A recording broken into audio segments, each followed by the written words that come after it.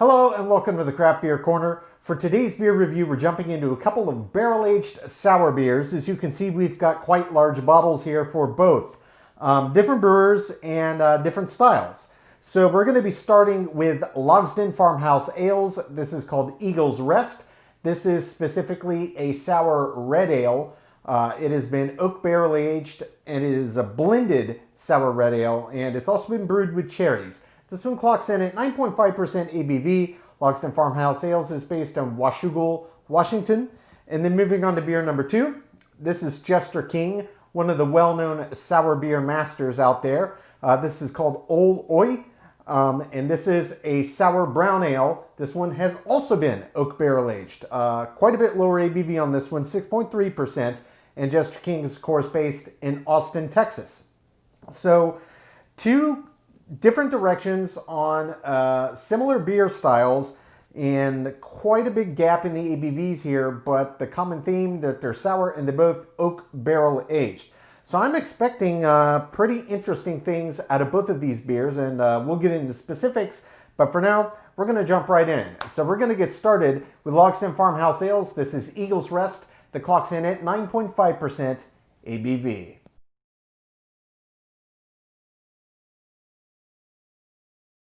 All right, so jumping into the first beer of today's barrel-aged sour beer review, we have got Logsdon Farmhouse Ales Eagle's Rest.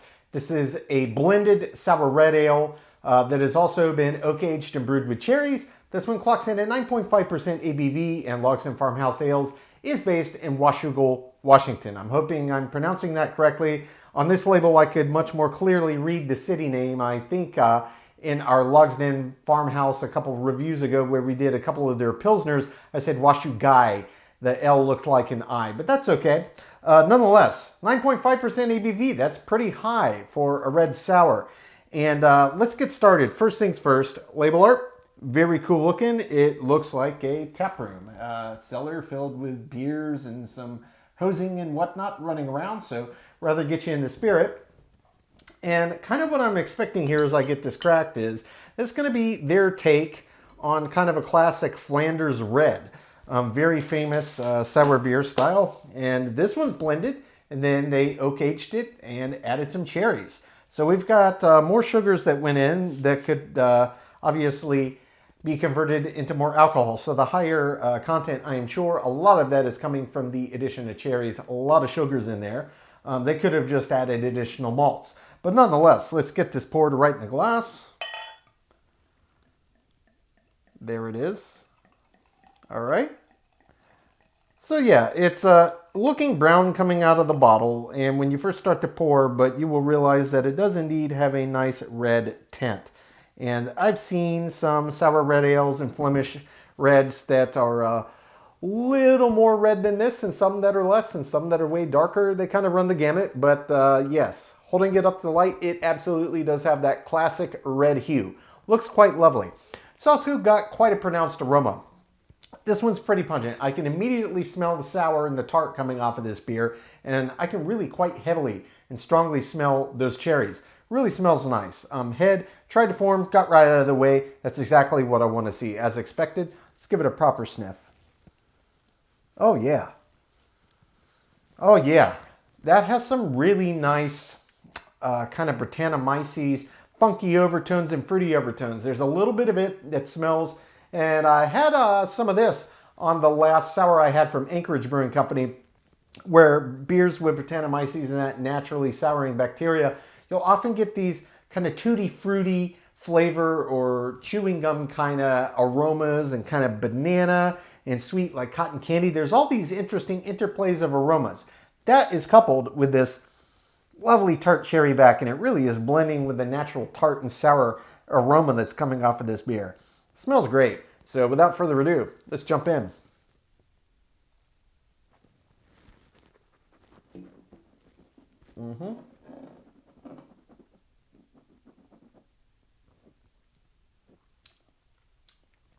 Oh, there it is. Wow. That is a big, bold beer. Tons of flavor. The sour and the tart kick is very big and very pungent up front. Hits you right away. That takes a few seconds to start to dissipate.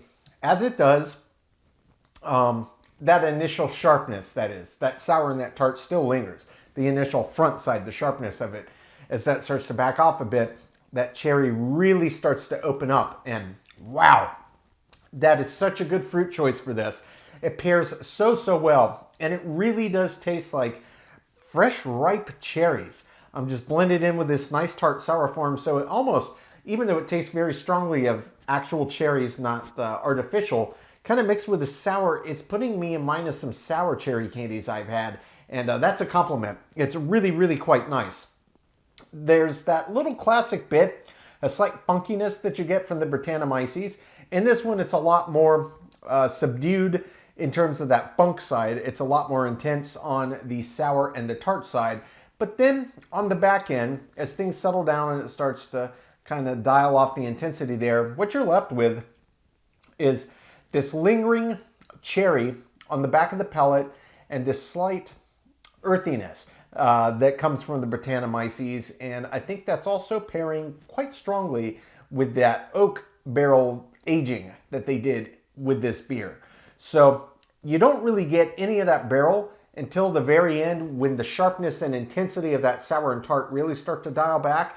And as that happens, the cherry gets progressively more prevalent, and then that kind of settles down, and then the oak finally starts to rise up from the bottom.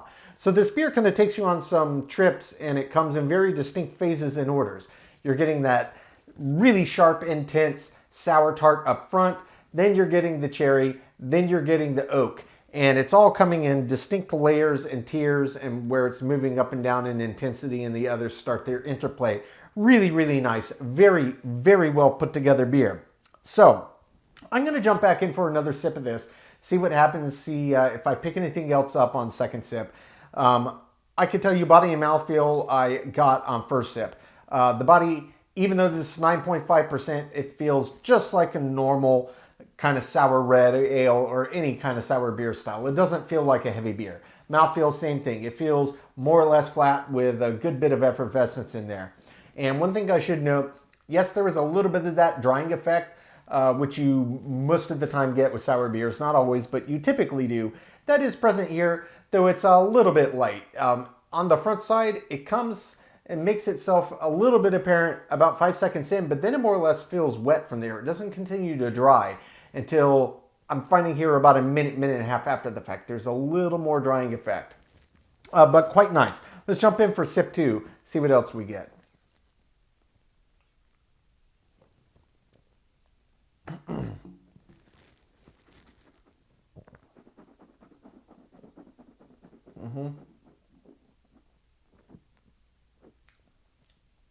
Flavor intensifies. Man, it's so sour and tart right up front, and make you squint and make your eyes water. But it's great. Anybody that's a big fan of pungently sour beers is absolutely going to love this. Again, that sour, that tart, that little bit of dryness starts to make itself known. Sour tart starts to dial back intensity. The cherry just continues to rush up in intensity. It's probably 15-20 seconds in on that sip. Now it's starting to settle down a bit. All the intensity of everything, the cherry and the sour and the tart. And now that oak again is coming back up, and it's really starting to make itself known. Very present. And really at this stage is when the second round of that kind of classic sour ale drying effect is really starting to become known. It's not intense on this one, but it definitely is there. The other thing I can say is, for a sour beer, this one has really quite a long finish. The flavors are very big, they're very bold, they're very intense. So this is well above an average kind of lingering flavors on the palate for a sour beer.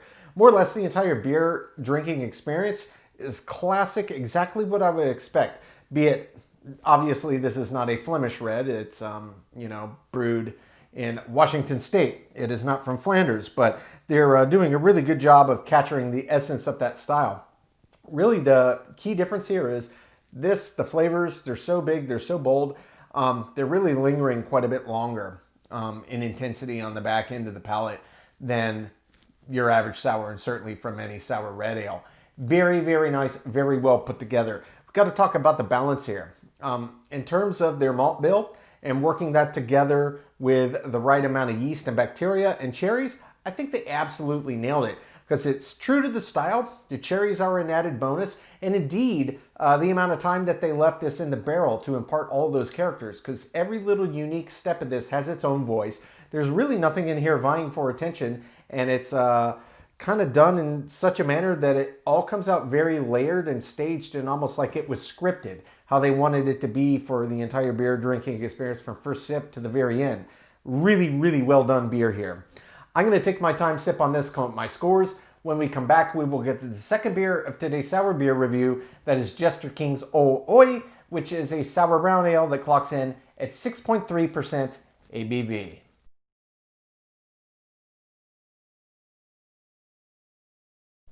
Okay, now jumping into the second beer of today's oak barrel-aged sour beer review, we have got Jester King's Ol Oi. This is a sour brown ale that clocks in at 6.3% ABV. Jester King is based in Austin, Texas. So effectively, let's just start with this label art. It's pretty cool. It's got a really nicely drawn, I don't know, but the illustration is really good. It's got like an old man and kind of a hat sitting there. But I like the art style. It looks very neat. It looks very old-timey. Basically what they did is they mimicked the Old English way of creating sour brown ale. So they take a younger, or what the Brits called mild ale, and they oak aged it just as they did back then. And then all the natural yeast and bacteria would convert that into a sour ale, you know, a mature ale. So that's effectively what they harken back here. So similar kind of setup to the Flemish style, only that was a red. And of course that one prior was more kind of bent on like a Creek lambic, but in a sour red style, which is very famous from Flanders. This one though, they're harkening back to the British style, kind of taking the old and transferring it and creating this new beer. Also very popular in Belgium as well. You know, Belgium is very well known for tons of beer styles, and sour browns are another one of them, very famous. But that's how this came into being, so let's go ahead and get this cracked. And again, as with all Jester King beers, I'm assuming because all the ones I've had from them, it's got this really, really wild cap on it with kind of this insane looking Jester character on there. I don't know how well or not well that camera's picking this up. Pretty far from it, but trust me, it looks quite cool. But nonetheless, I'm going to get this poured right in the old glass here. Gently. Yep. Looks very, very similar in terms of depth of color to the prior. Only this one is distinctly brown. There's not shades of red in there. So other than that, yet again, I can tell you immediately upon getting it poured in that glass, very pungent aroma. The sour and the tart is really working its magic here. And of course, there's no added fruits in here at all. So it's going to be the intricacies of layers of what the Brettanomyces brings to the table in terms of kind of souring and other additional flavors from that end, plus the natural malt bill of the beer. So yet again, tried to form a little bit of head on top, and then it immediately got out of the way. This one is a little bit creamier, kind of sticking to the sides. You can occasionally see that, but it is rarer in a sour. But no real head, so to speak. Yep, that is a true kind of light brown, darker color there. This one, again, as with most sours, quite effervescent. Let's get right up over it. Yep. Oh, yeah. Very, very nice. You know, Brettanomyces is a very interesting organism, and it does have some common traits. Not every beer that has it is going to come out the same. But in general, you're going to get these really sharp sour and tart notes on front on the nose, and then these kind of underlying tropical fruity notes. It does have a lot of kind of estery aromas to it, which is where you're getting these kind of banana and tutti fruity like aromas coming out of it. But it smells quite nice. It smells as it should. It looks as it should. So let's jump in and see how it tastes.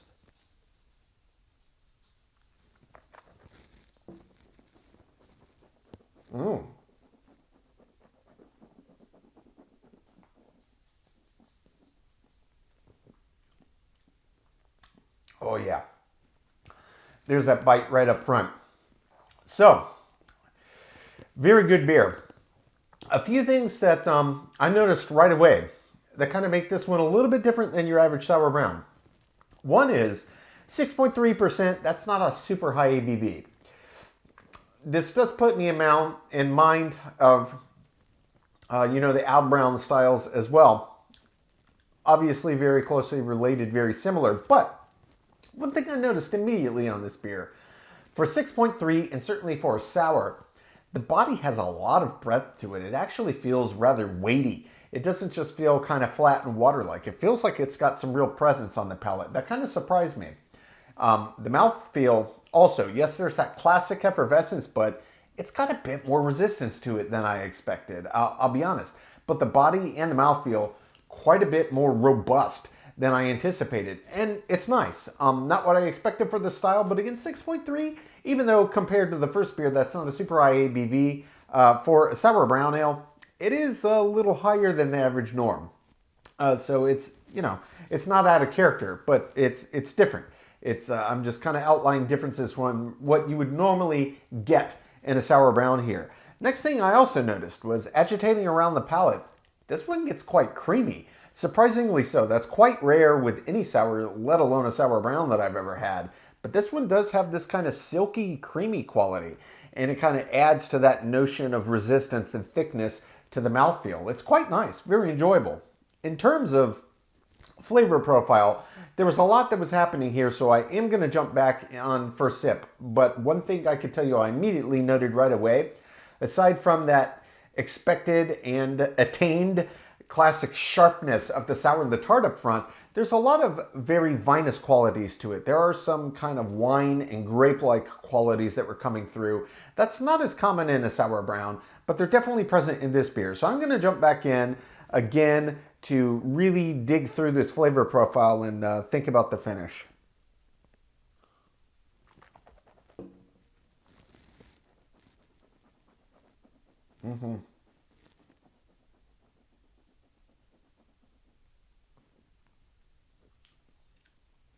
Sharp sour, sharp tart, very intense up front. Starts to settle down between the 3 and 5 second mark, then it really kind of backs off very quickly. There is indeed this kind of wine and grape-like quality to it, as I said. There's also this underlying fruitiness that's imparted from the Brettanomyces here. So in tandem with this kind of acidity, that sour, that tart, there's this underlying kind of flavor that's popping up like some kind of fruit. I can't place my finger on what I think it tastes like. Maybe a blend of apricots and something else brighter, almost berry-like in the way that it presents itself. That's not a common flavor that I really ever, oh yeah, I'm kind of picking this up in a sour brown, but it's definitely present in here.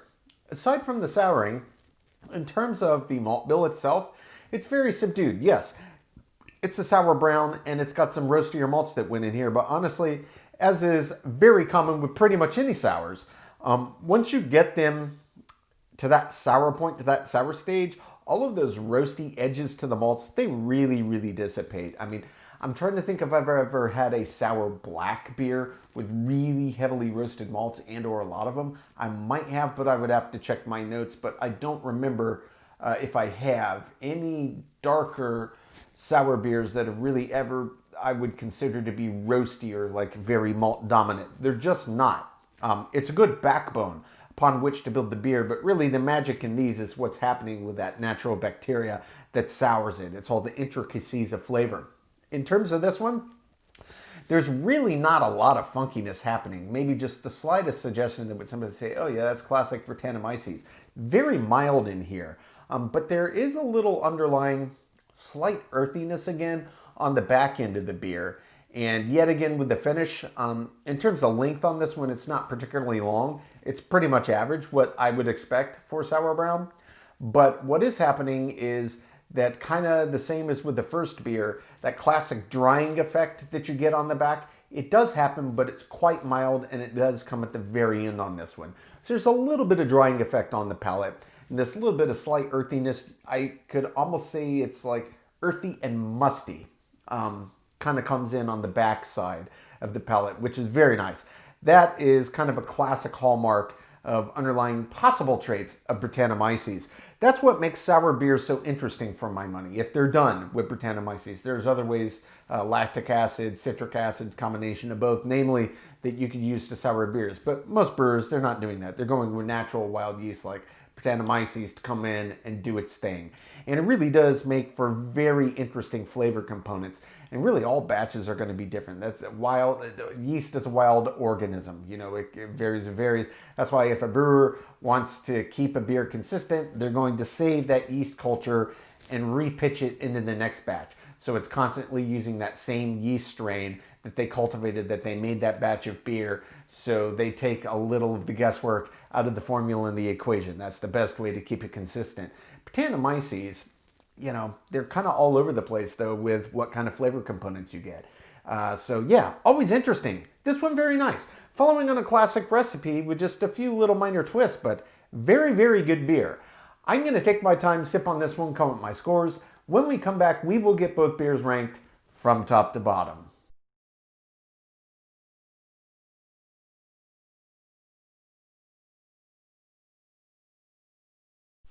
All right, now that we've gotten to enjoy both beers, we're going to get them ranked. Starting with the Logsdon Farmhouse Ales Eagle's Rest. This was a sour red ale, 9.5% ABV. This was a blended beer, and it was oak barrel aged with cherries added. Logsdon Farmhouse Ales is based in Washougal, Washington. Starting with the aroma on this was classic sour ale. Big, bold, pungent sour notes came out of the glass. All the underlying slight intricacies that the Brettanomyces edition brings to the table as well. And of course that cherry. All of them were at the forefront. It smelled amazing. Aroma gets a 10 out of 10.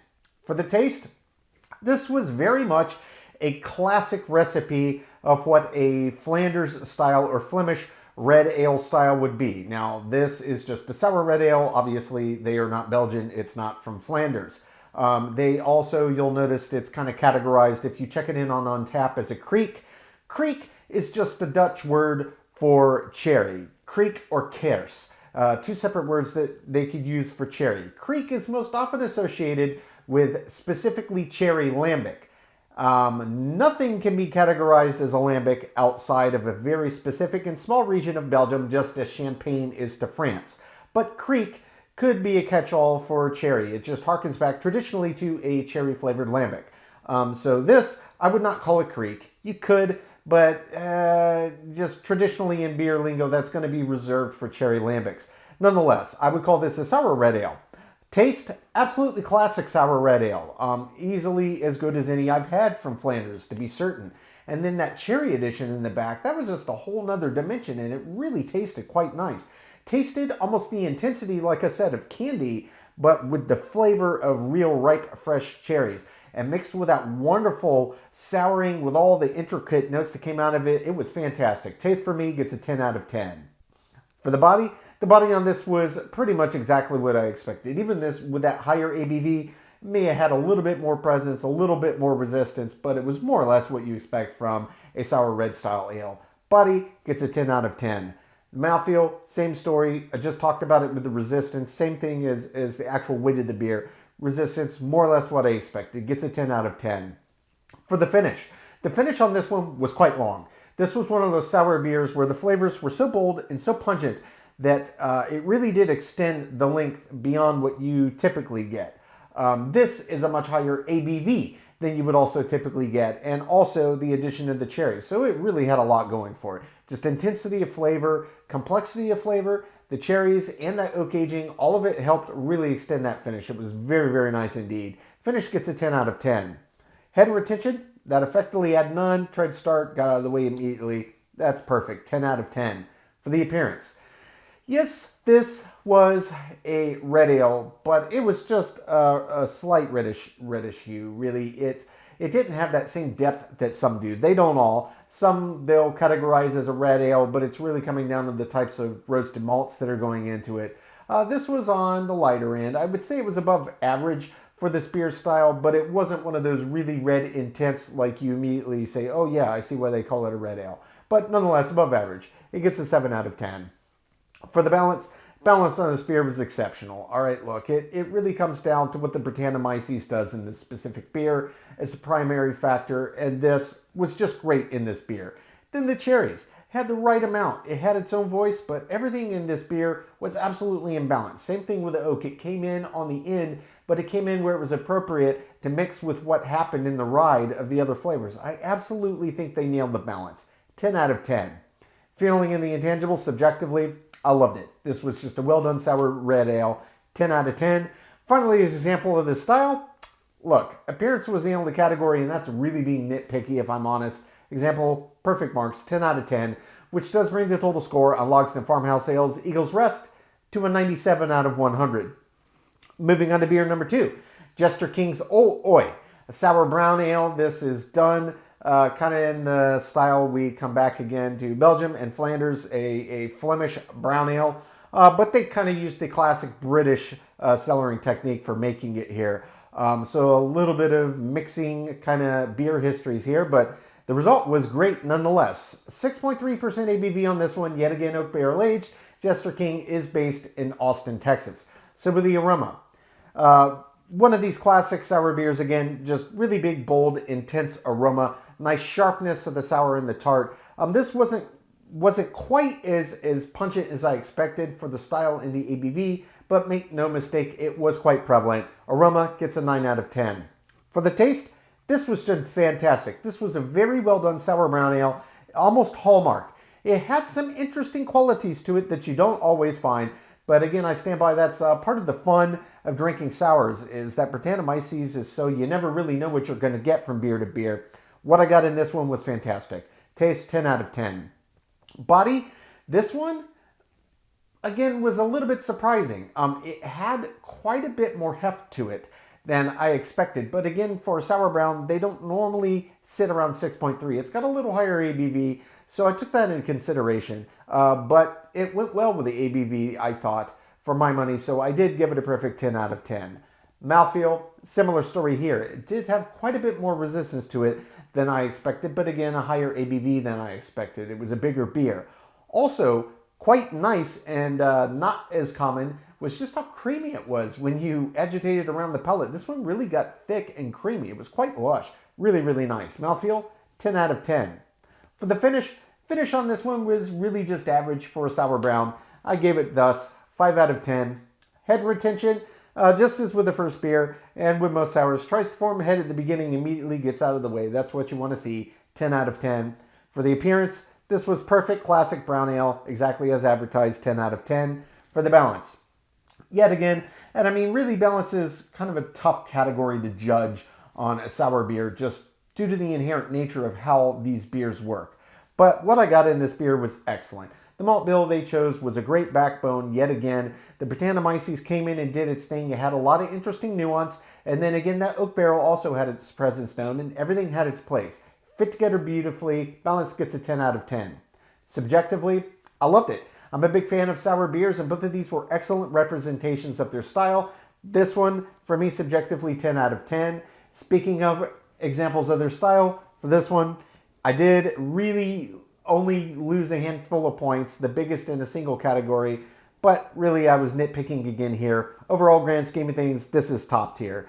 Gets a 10 out of 10, which brings the grand total on Jester King's Oi to a 94 out of 100. So we're only looking at a 3-point spread here, a 97 and a 94, both very related and similar styles, but distinctly different beer drinking experiences, even though they have that commonality of the oak aging. And really that oak barrel aging for both of these beers presented itself in a similar manner and really just shows why it works for these beer styles. Honestly, if you're a fan of sours, both of these should be on your radar. I highly recommend either of them.